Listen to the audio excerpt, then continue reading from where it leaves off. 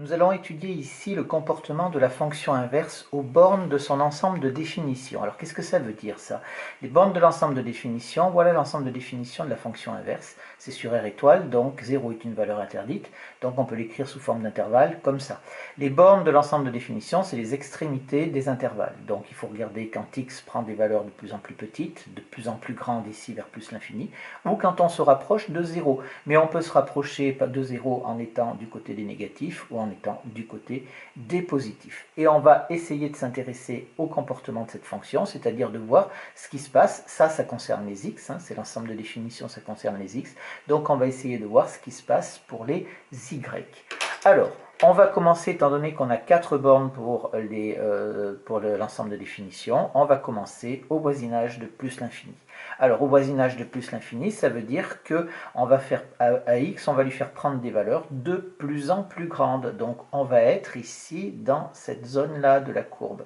D'accord? Donc, on va aller de plus en plus loin, ici vers la droite. Et donc, on voit bien que quand on prend des valeurs de plus en plus grandes pour x, la courbe ici, qu'est-ce qu'elle vient faire? Elle vient longer l'axe des abscisses. Elle ne l'atteint jamais.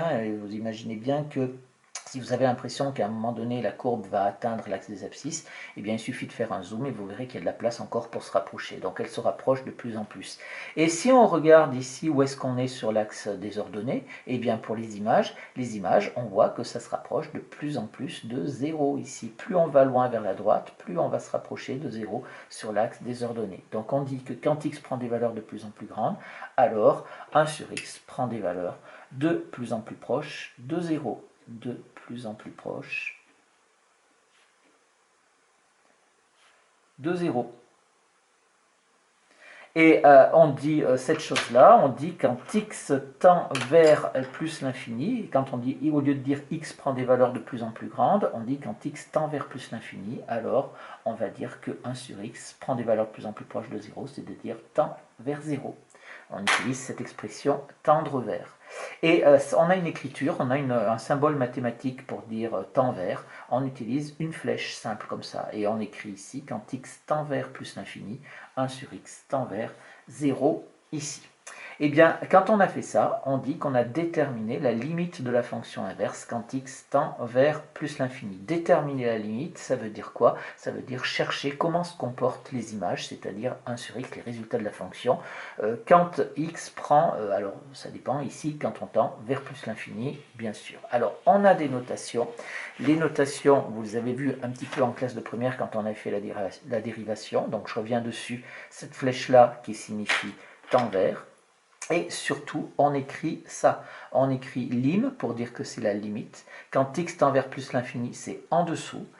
Là, de 1 sur x, ça c'est l'expression de la fonction, est égal, et on met le 0. Et on lit ça comme ça, la limite quand x tend vers plus l'infini de 1 sur x vaut 0. Faites attention, dès que vous écrivez une limite, ça va être toujours de la même façon. Vous avez l'écriture de la limite, donc on écrit lim bien sûr. En dessous, tout ce qui est en dessous ici va concerner les x. Tout ce qui est à droite du signe égal va concerner les y, donc sur les ordonnées. Donc ça, vous pouvez le lire que sur les ordonnées et pas ailleurs. Ça, vous le lisez que sur les abscisses et pas ailleurs. Et ici, vous avez l'expression, c'est-à-dire la forme explicite de la fonction. Il faut toujours respecter ça quand vous écrivez une limite. L'interprétation graphique, je vous l'ai déjà faite. Je vous ai dit que ici, la courbe se rapprochait de plus en plus de l'axe des abscisses. Alors, on a un mot aussi pour dire ça. On dit que l'axe des abscisses est une asymptote à la courbe représentative de la fonction inverse. Asymptote, attention, c'est écrit ASY. Alors, on a fait donc au voisinage de plus l'infini, on va voir maintenant au voisinage de moins l'infini. Alors, c'est exactement la même chose, mais cette fois-ci, on va prendre donc des valeurs de x de plus en plus petites. Au voisinage de moins l'infini, c'est vers la gauche. Donc, on va être ici, dans cette zone-là. Et on va pouvoir écrire, si vous regardez bien, quand x tend vers moins l'infini, c'est-à-dire qu'on va de plus en plus vers la gauche, vous voyez que la courbe, qu'est-ce qu'elle fait? Elle se rapproche ici aussi de plus en plus de l'axe des abscisses. Et donc, on a 1 sur x qui tend vers 0. Alors cette fois-ci, en venant du bas, c'est-à-dire en étant négatif, mais on se rapproche de plus en plus de 0 quand même sur l'axe des ordonnées ici. Donc, on va écrire quoi? On va écrire limite lorsque x tend vers moins l'infini de 1 sur x est égal à 0.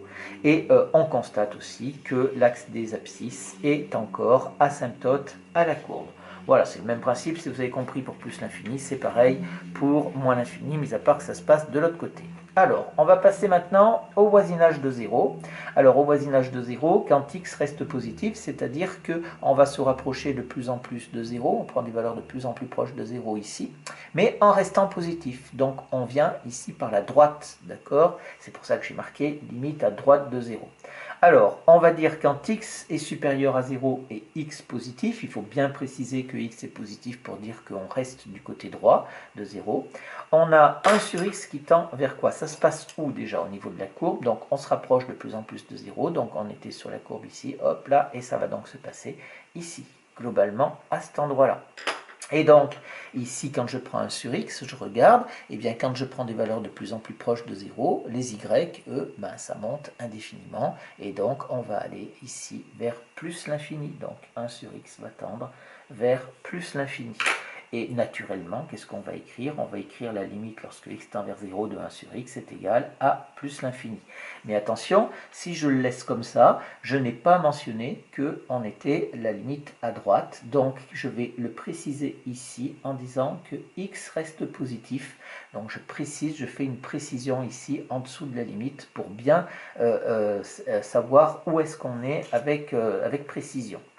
Graphiquement, bah, c'est toujours pareil, la courbe se rapproche, mais cette fois-ci pas de l'axe des abscisses, mais de l'axe des ordonnées. Donc, on va dire également que l'axe des ordonnées est asymptote à la courbe. Cette notion de courbe qui se rapproche de plus en plus, c'est ça la notion d'asymptote. Alors, ça peut se rapprocher d'une droite, mais ça pourrait se rapprocher d'une droite qui pourrait être oblique, etc. De tout, la notion d'asymptote, c'est ça. La courbe se rapproche de plus en plus de quelque chose que l'on connaît. J'ai rajouté le mot de vocabulaire que j'ai déjà utilisé, c'est-à-dire qu'ici, on a calculé, enfin on déterminé la limite de la fonction inverse à droite de 0, c'est-à-dire en 0, mais à droite de 0. Il nous reste la limite de l'autre côté, c'est-à-dire quand x tend vers 0, mais cette fois-ci en restant négatif. Donc cette fois-ci, on se rapproche de 0 qui est ici sur les x, mais en venant de la gauche. Donc c'est la limite à gauche de 0. Et ça se passe, bien entendu, vous voyez, quand je prends des valeurs de plus en plus proches, et bien ici, je vais descendre. Ça se passe donc ici, au niveau de la courbe. Donc je vais dire quand x tend vers 0 et x négatif, on a 1 sur x qui tend vers quoi? Et bien ici, on voit que ça descend, et donc les valeurs de y ici sont de plus en plus petites, ou de plus en plus négatives, on va dire, et donc 1 sur x va tendre vers moins l'infini. Il est important de visualiser tout ça, parce que cette visualisation sur la fonction inverse, on pourra l'utiliser aussi sur d'autres fonctions.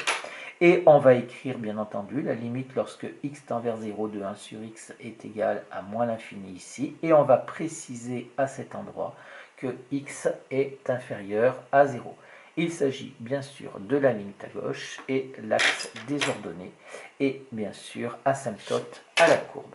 Alors maintenant qu'on a ces limites, eh bien, on va pouvoir faire notre tableau de variation complet de la fonction inverse.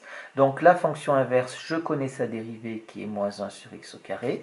Je sais que 0 est une valeur interdite, donc je sais que dans mon tableau, on a toujours notre double barre pour la valeur interdite. On sait qu'un carré c'est toujours positif, donc comme j'ai un moins devant, ça va être toujours négatif. Et on sait donc que notre fonction, elle est décroissante en deux morceaux, puisque on a une hyperbole, on sait que c'est décroissant en deux morceaux. Et bien les limites vont nous permettre de mettre les extrémités des flèches, c'est-à-dire que les limites peuvent se lire aussi dans un tableau de variation. Là on a dit quand on a commencé au voisinage de plus l'infini, on a dit que ça tendait vers 0. Après, on a dit qu'au voisinage de moins l'infini, ça tendait aussi vers 0. Au voisinage de 0, quand on venait par la droite, on avait dit que ça tendait vers plus l'infini. Et au voisinage de 0, en venant par la gauche, ça tendait vers moins l'infini. Donc on retrouve ici les limites que l'on avait déterminées graphiquement.